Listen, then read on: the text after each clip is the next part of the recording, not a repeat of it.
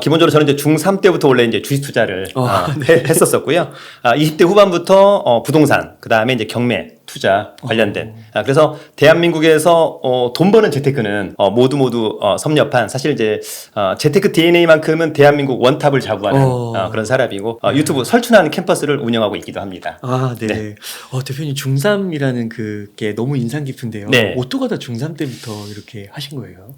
삼촌이 좀 주식으로 돈을 좀 벌었는데 엄마가 이제 배가 좀 아파서 중학교 3학년 때 제가 이제 시골에서 중학교 2학년 때 전학을 왔는데 시골에서는 공부를 잘했다가 서울에 와서 조금 이제 반에서 한 10등 정도 밀려나니까 의외로 이제 제가 삼촌을 보면서 좀 적응 못할 때 엄마가 저한테 너 한번 주식을 한번 해봐라 라고 해서 어머니가 이제 시골에서 돈을 좀 마련해 줘서 주식 투자를 했던 중3 때부터. 네. 그때 이제 상한가 폭이 한 8% 정도 됐었는데, 네. 상당히 괜찮았던 수익률을 기록했던. 근데 지금 와서 보면은 그때부터 좀 체계적으로 공부했더라면 네. 참 좋았겠다. 그런데 이제 지금은 제가 이제 중고등학교 학생들한테는 절대 대학교 들어가기 전까지는 하지 않았으면 좋겠다. 그러세요? 네. 이유는 이제 중학생, 고등학생이 주식을 하면 공부를 못해요. 주식이 떠도 공부가 안 되고 주식이 떨어져도 공부가 안 된다. 정말 경험칙상. 예. 주식이 떴을 때 공부가 조금 덜 되고 주식이 이제 더 많이 떨어지면 아예 공부가 안 되죠. 예, 초토화됩니다. 멘탈이 나가는 거니까. 네. 예. 그다음에 매일 쉬는 시간마다 선생님 화장실 다녀오겠습니다. 그리고 공중전화. 예, 동행 나이는 얼마인가요? 한국 실속이 얼마인가요? 예, 이렇게 되는 거니까. 그럴 때는 또 전화로 매매. 그때는 그랬죠. 그때 인터넷이 없었으니까. 네, 그런 시대입니다. 그러셨군요. 삼성전자가 없었습니다. 삼성 반도체가 있었지. 그래요? 예. 네, 그럴 때. 이 주식계 뭔가 약간 좀 표현이 그럴 수도 있는데 화석과 아닙니다. 엄청난 존재이신 것 같은데요. 그렇지는 않고요. 네. 사실 이제 살아가는 동안에 네. 뭐든지 빨리 하는 스타일이라 빨리 해보는 스타일이고 그래서 경험해보고 안 되면 빨리빨리 접고 된다라고 생각하면 계속해서 전진하는 그런 스타일. 네, 우리 웅달 책방문과도 같은 아마 그런 게 아닐까. 네, 대표님. 네. 그래서 오늘 또 이 인터뷰가 좀 기대가 되는데요. 네. 그러면 요즘 좀 대한민국 증시에 대해서 좀 여쭙겠습니다. 좀 어떻게 보고 계신가요? 일단 대한민국 증시는 한마디로 좀 어렵다. 네, 이렇게 평가할 수 있을 것 같고요.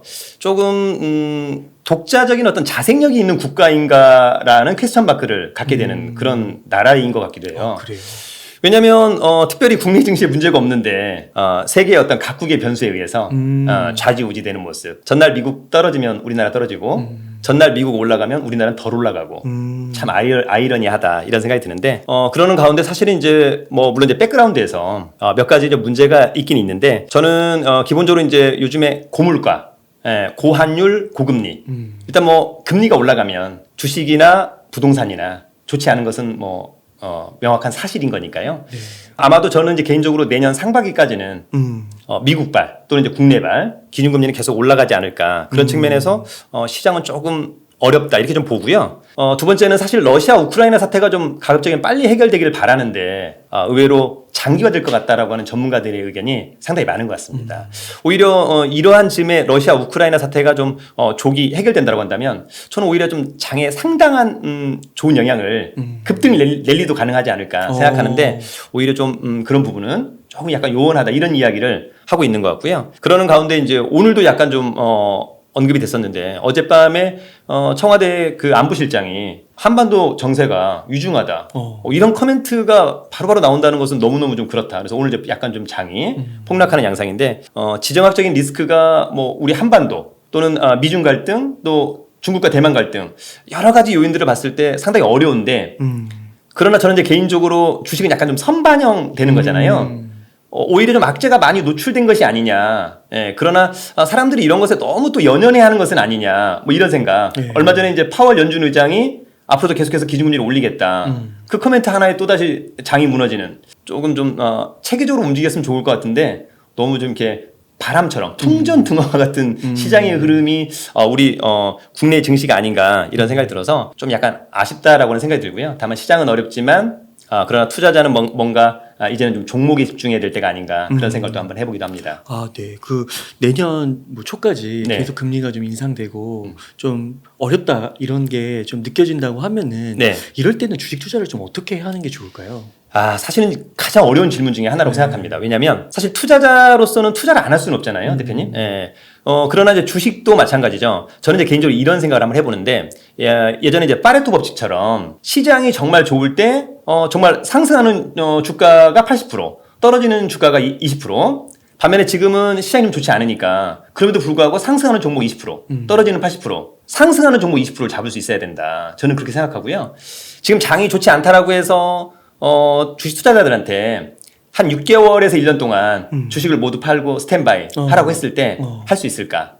저는 못한다고 보거든요. 네, 그렇다라고 한다면 조금 상승할 수 있는 그런 섹터나 종목을 좀 집중해서 발굴하는 노력을 좀 해야 하지 않을까 그런 생각을 한번 해봅니다. 그러니까 아예 뭐 시장을 떠나거나 다 네. 파는 거나 그런 거는 안 되고. 그렇죠. 그렇기는 좀 어려울 것 같습니다, 대표님. 주식은 네. 그러면 좀 많이 지금 내려가긴 했잖아요. 네. 가격이요. 상대적으로 저렴해진 것 같긴 한데 주식은 좀 그러면은 좀 어떻게 보세요? 안전자산은 아니잖아요. 네. 그래도 좀 괜찮을까요?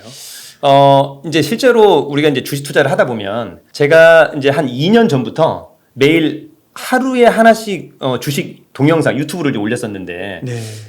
제가 이제 종목을 하루에 한 2,000개 정도를 거의 필터링 하는 것 같아요. 일봉과 주봉으로. 그래요. 네. 그러니까 이제 저희 이제 HTS에 관심 종목이 있어요.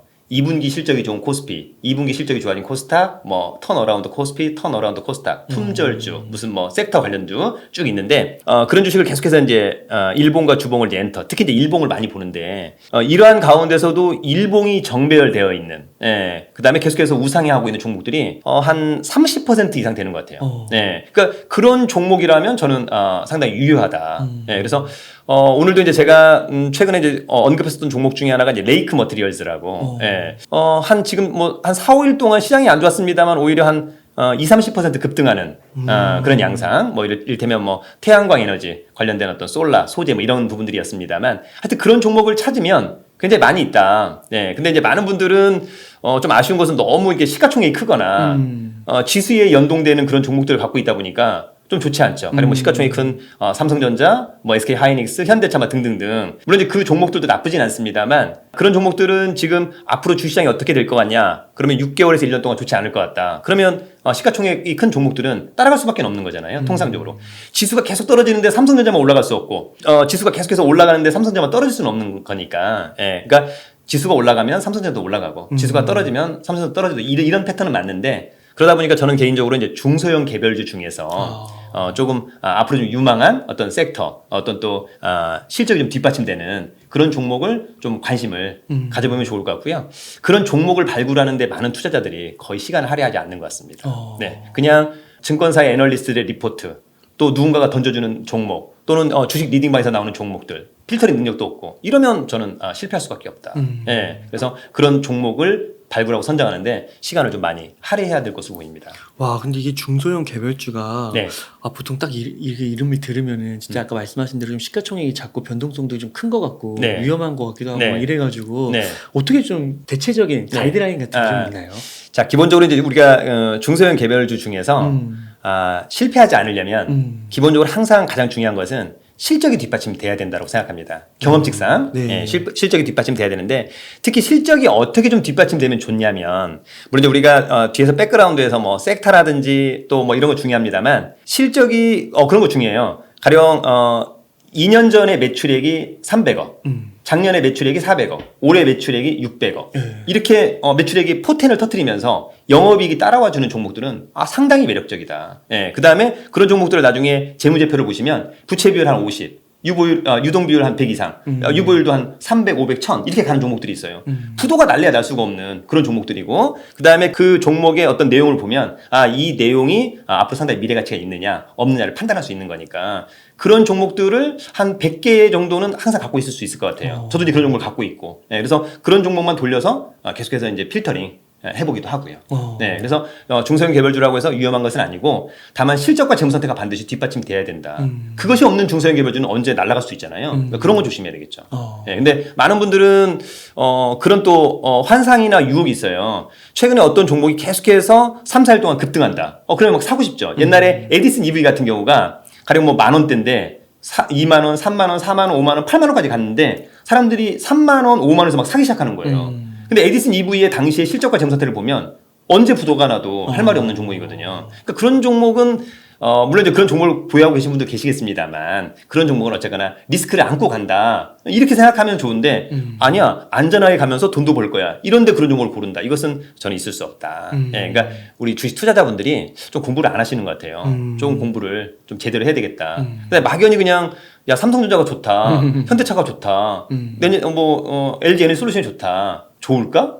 저는 거기에 대한 항상 퀘스천 마크를 달고 연구를 해야 되겠죠. 예, 저는 뭐 많은 분들이 주식을 매수해서 3년, 5년, 10년 저는 그것은 투자가 아니라고 생각해요. 예, 물론 이제 그것은 돈이 정말 많은 사람이 그냥 뭐 예금보다는 조금 그냥 오래 갖고 있겠다 이럴 수 있는데 3년, 5년 이렇게 그렇죠. 그러나 이제 대부분의 사람들이 1,000만 원에서 한 1억 이하 이걸 굴려서 조금 뭔가 수익을 내고 싶어하는 분들 있잖아요. 근데 확정도 아닌데 그냥 막연히 3년, 5년, 10년 갖고 있다가 돈을 벌 수 있겠다. 돈을 벌 수 있겠다. 이것은 저는 조금 맞지 않는 거죠. 떨어질 수 있는 거잖아요. 예, 그러니까 너무 무책임하다. 개인적으로는 항상 그래서 저는 6개월 내에 승부가 날 수 있느냐, 없느냐 이것이 가장 중요한 좀 포인트가 아닌가 그런 생각을 한번 해보는 거죠.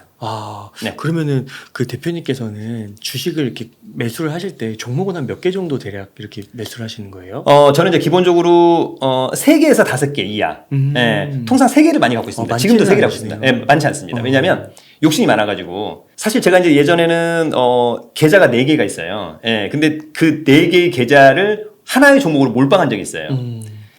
수익이 날 땐 너무 좋은데 이게 한번 꼬꾸라질 때는 만약에 이제 적절한 타임에 매도를 못하면 상당히 힘들더라. 이런 경험을 또 많이 했었고 그러다 보니까 한 3개 정도 너무 많으면 또 관리도 안 되고 쉽지도 않고 그래서 3개를 가지고 있다가 그중에 이제 한두 종목이 저의 이제 익절 목표 15에서 30%가 나면 무조건 반을 팔아요. 예, 그리고 나머지는 이제 그냥 승부수를 띄우기도 하고 그러는 가운데 또 다른 좋은 종목으로 갈아타기도 하죠. 그러니까 살 종목은 언제나 엄청 많은데 많은 분들은 지금 당장 이 종목 안 사면 또 지금 당장 주식을 안 갖고 있으면 나는 손해를 볼 것 같다. 그것은 뭐 주식 중독 아닙니까, 대표님? 네, 저는 그렇게 생각합니다. 네. 그러니까 삼성전자 같은 네. 주식은 한 뭐 마이너스 20% 30%좀 되더라도 네. 예를 들면 뭐 9만 원에 샀는데 한 네네. 6만 원 됐어도 뭔가 갖고 있으면 네. 오를 것 같은 느낌이 들긴 해서 네. 계속 좀 물타고 이럴 것 같은데 이게 중소형주도 네. 막 20% 30% 빠져도 계속 더 현금을 넣고 막 그렇게 하기도 하나요? 이제 개인적으로는 네. 요런 걸 한번 꼭 말씀드리고 싶은데 네. 우리가 이제 물타기 불타기가 있잖아요, 네. 대표님. 예. 개인적으로는 이제 저는 이제 불타기를 좋아하는 스타일이고 네. 이런 사람들 많이 있어요, 대표님. 2개의 종목을 보유하고 있는데 하나의 종목이 10% 상승했고 하나의 종목이 10% 하락했다. 그럼 많은 사람들은 과연 지금 만약에 사고 판다면 어떻게 할 거냐라고 물어보면 대부분의 분들이 90% 이상이 10% 상승한 종목을 팔고 오히려 10% 떨어진 종목은 계속 홀딩, 그 종목을 더 물타기 하든지 다른 종목을 사든지 이렇게 많이 언급을 해요. 그러나 주식시장은 아이러니하게 그렇게 되지 않아요. 통상 주식은 가는 게 가는 겁니다. 10% 상승한 게 더 뜰 가능성이 더 높더라. 경험칙상. 오히려 10% 떨어진 것은 오히려 과감하게 정리를 했었어야 되는 것이 맞더라가 저의 경험칙입니다. 네, 그래서 오히려 물타기는 가급적이면 하지 않았으면 좋겠다. 항상 올라가는 종목을 사자. 저희 주의. 예, 그래서 그런 사람들이 오히려 훨씬 더 단기간에 수익을 낼 수도 있고 마음 아파하지 않는다. 예, 그래서 절대 물타기는 가급적이면 하지 않는 것이 저는 좋다라고 하는 말씀을 꼭 드리고 싶습니다. 그러면 대표님의 네. 그 손절의 원칙 같은 게 좀 네. 있으신가요? 저는 이제 손절의 원칙이 있는데요. 기본적으로 제가 이제 주식을 살 때는 항상 저의 주가는 모든 이동 평균선 위에 있을 때 사요. 예. 그리고 개인적으로는 5% 깨질 때 팔까, 5일선 깨질 때 팔까, 21선 깨질 때 팔까 손절 기준이 있죠. 만약에 주가가 약간 더 강하게 상승했을 때는 5일선 깨지면 무조건 파는 스타일이고요. 오히려 이제 밑에서 좀 기고 있을 때는 5일선과 21선 갭이 크지 않기 때문에 21선까지는 두고 본다. 그리고 21선 깨지면 무조건 판다. 근데 실제로는 이게 기준인데 버튼을 잘 못 눌러요, 대표님. 예, 그러니까 그만큼 어렵다는 거죠. 네. 예, 근데 제가 점점 이제 버튼을 잘 누르기 시작하더라고요. 그래서 5일선이나 21선 깨지면 일단 단기적으로 판다. 또 저는 이제 기본적으로 한 달에서 6달 만에 승부수를 띄우려고 하는 거다 보니까 좀 파는 거고요. 사실 장기 투자하는 분들은 또 그렇게는 쉽지 않아 보이고, 예, 그래서 저처럼 한 달에서 6개월 정도에서 승부수를 띄울 거라고 하는 분들은 주가가 모든 이동 평균선 위에 있을 때 사는데 다만 5일선과 21선이 깨질 때는 무조건 팔자. 또는 5일선이 21선을 깨고 내려오는 데드크로스에는 무조건 팔자. 이것만 지킨다면 저는 오히려 큰 손해를 보기는 오히려 어렵다. 저는 이렇게 생각합니다. 그러면은 대표님 이렇게 또 얘기하시는 분들이 있더라고요. 네. 예를 들면 뭐 삼성전자를 네. 샀는데 이게 10년 동안 뭐 연평균 수익률을 봤더니 뭐 네. 대략 뭐 한 15% 이렇게 나온 거예요. 네. 근데 1, 2년 차이는 그렇게 안 나오고 네. 이게 이제 5년, 10년 가면은 네. 연평균으로 했을 때 한 15% 나오는데 네. 이제 이런 중소형주를 했을 네. 때는 네. 이런 성과가 나올 수가 있냐? 이걸 저는- 능가하는 성과가? 저는 훨씬 더 큰 성과가 나올 수 있다고 보는 훨씬 거고요. 더요? 네, 훨씬 더 큰 성과가 나올 수 있다고 보는 거고. 다만 이제 우리가 지금 삼성전자를 언급하셨잖아요.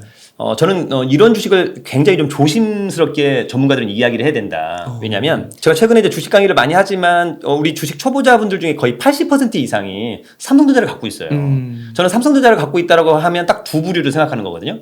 고수 아니면 하수. 근데 대부분 다 하수죠. 네.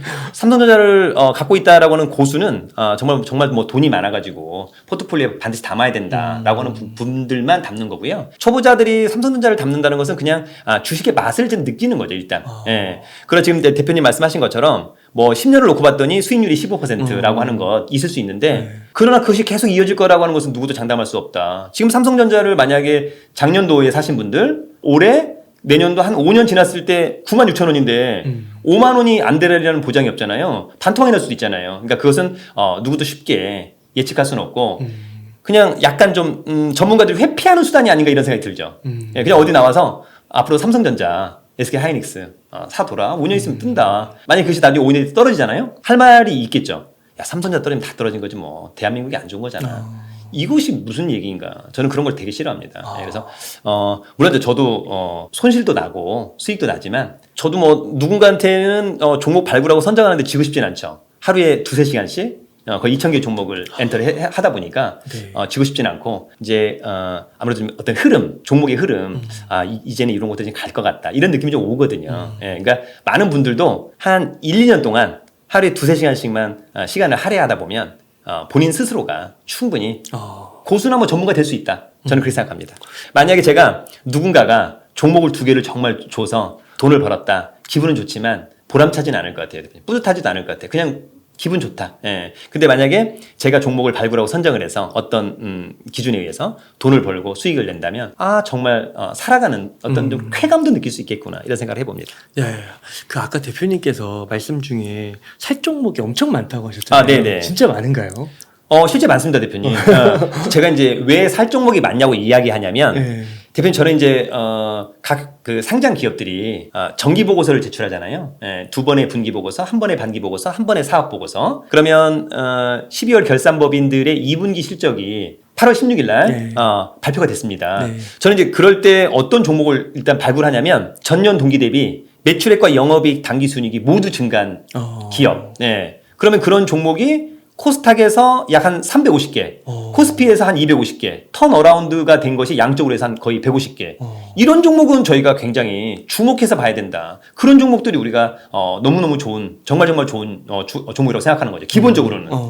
흑자 기조인 것도 있지만 전년 동기 대비 매출액 증가, 영업이익 증가, 당기순이익 증가.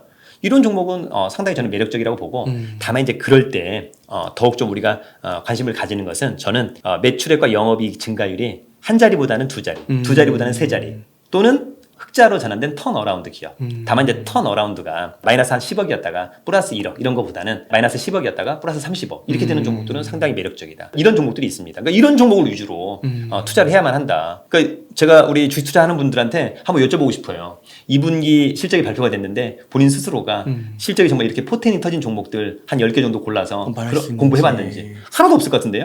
하나도 없진 않겠지만 거의 없을 것 같습니다. 거의 없을 그렇다면 저는 주식 투자에서 성공하기는 어렵다. 이렇게 좀 보는 것이 타당해 보입니다. 그러면은 그 많은 수백 개의 기업 중에서 이제 아까 말씀하시는 그런 기준들 뭐 마이너스 10억이 30억이 되고 막 이런 것들을 조금 더 이렇게 높은 필터링을 걸어가지고 나왔을 때 그게 이제 세 종목처럼 이렇게 압축이 되는 거예요. 그렇죠. 그러니까 저는 이제 상당히 운이 좋은 게 저도 주식 투자를 하지만 와이프가 이제 주식 투자를 같이 해요. 이게 이제 배우자랑 뭘 함께 하는 것은 굉장히 좋죠. 뭐 운동을 하는 것도 좋고 투자를 하는 것도 좋은데 우리나라 대부분의 사람들은 부부가 이렇게 한 길을 함께 가는 것은 쉽지 않은 것 같아요. 그러니까 남편은 주식을 좋아하지만 오히려 와이프는 부동산을 좋아하고 이렇게 좀 잘 안 맞는데 저는 이제 와이프랑 그런 거 잘 맞고 와이프가 제가 이제 어렸을 때는 굉장히 주식 투자를 하는 거 싫어했죠. 왜냐하면 약간 투기성을 했기 때문에. 그러나 지금은 이제 와이프가 저를 신뢰하고 제가 아까 말씀드린 그런 종목 만약 500개가 있다. 그럼 500개를 필터링해서 가장 좋아 보이는 종목 제가 체크리스트 감안해서 한 10개 정도를 뽑아요. 예, 그리고 와이프한테 검사를 받죠. 예.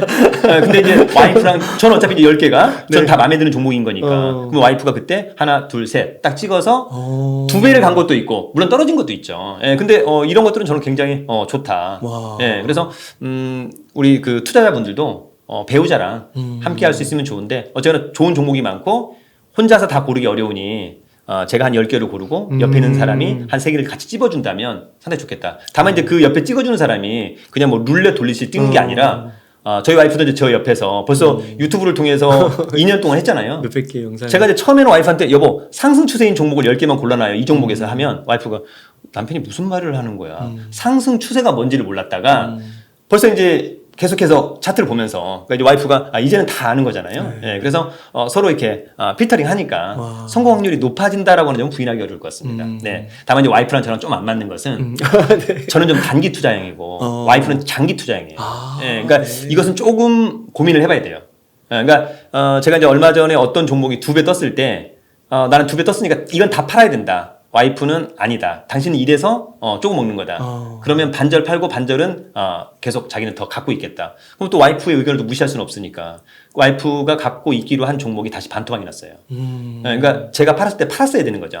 근데 이것은 답이 아니에요. 제가 맞았을 때도 있었고 와이프가 맞았을 때도 있는데 그러나 제가 맞을 확률이 한 7, 80%. 왜냐면 사람이 너무 과욕을 부리면 안 돼요. 익절의 목표가 있다면 반드시 정해야 돼요. 그리고 팔아야만 수익을 확정 지어야만 본인의 것이 되는 거죠. 그런 것이 아니라면 주식사를 하면 안 됩니다. 그러니까 대부분의 사람들이 제가 이제 어떤 종목을 예전에 좀 추천 아닌 추천을 했다가 계속 뜨니까 좋죠. 와 해가지고 2배 떴다가 친구들한테 술 사주고 밥 사주고 너무 좋았었대요. 네. 근데 안 팔죠? 파는 걸 모르는 거예요. 예. 그러다가 갑자기 하다가 10,000원짜리가 20,000원 됐다가 8,000원 되면 아무 의미 없잖아요. 아무 의미가 없잖아요. 그죠? 그러니까 중요한 것은 본인의 기준에 따라서 반드시 팔아야 되는데 이제 와이프만의 이제 기준이 있었으니까 그러나 그거보다는 그래도 단기적으로 2배 떴으면 무조건 다 100% 팔았어야 된다라고 하는 것이 저의 생각. 저는 이제 원래 한 30% 정도 뜨면 파는데 그 종목 같은 경우는 이제 상한가를 치면서 갈 수밖에 없었기 때문에 그랬던 거고 차분하게 갔으면 저는 30% 이상 웬만하면 다 팔았을 텐데 네, 그런 부분도 있었습니다. 네.